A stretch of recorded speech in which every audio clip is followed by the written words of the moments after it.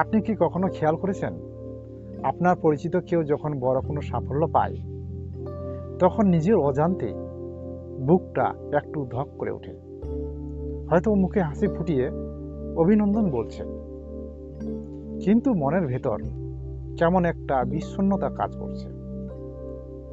অনেকে নিজেকে দোষী ভাবেন আমি কি তবে ইচ্ছাপরায়ণ বা খারাপ মানুষ?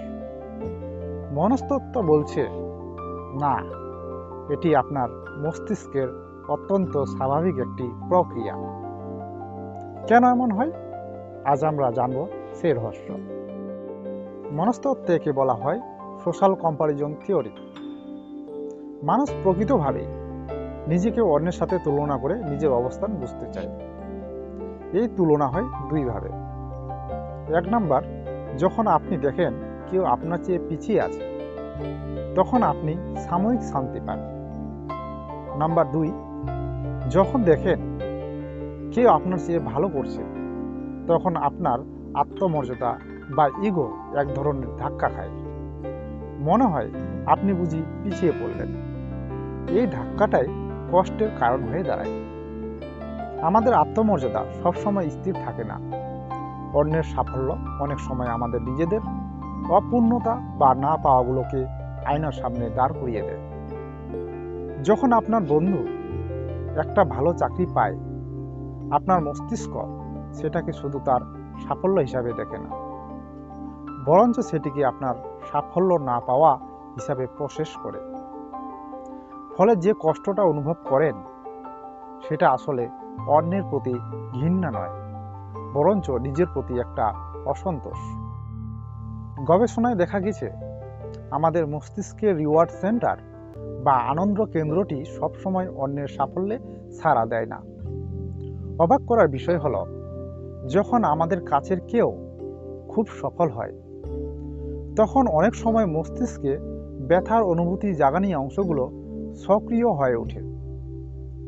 অর্থাৎ মানসিকভাবে আপনি তখন ঠিক ততটাই কষ্ট পান যতটা হয়তো শারীরিক চোট পেতেন। এটি আপনার চরিত্রের দোষ নয়, বরঞ্চ আমাদের জীববৈজ্ঞানিক গঠন বা বায়োলজির কারসাজি। এই যে মনের ভেতর একটা চিনচিনে ব্যথা অনুভব করা, এটা দুই দিক যেতে পারে।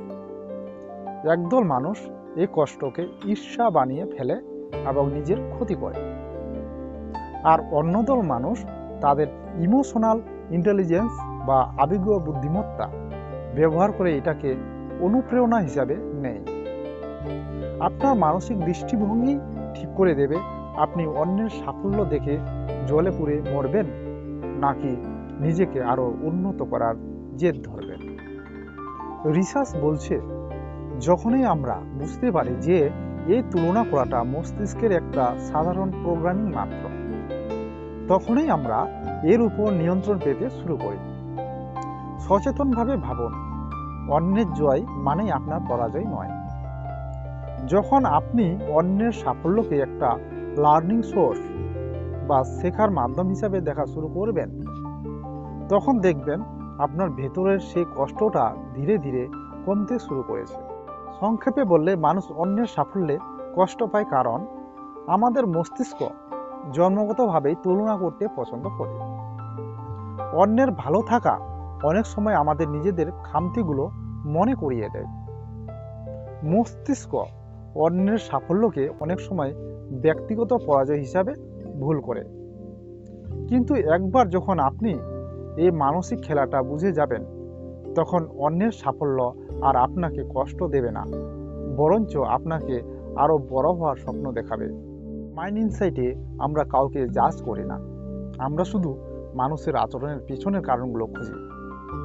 যদি আপনি মানুষের মন আর স্বভাবের গোলক ধাঁধাগুলো আরো সহজে বুঝতে চান, তবে আমাদের সাথে জুড়ে থাকতে পারেন, কারণ এখানে আমরা মনের বিশ্লেষণ করি, কোনো উপদেশ দিই না।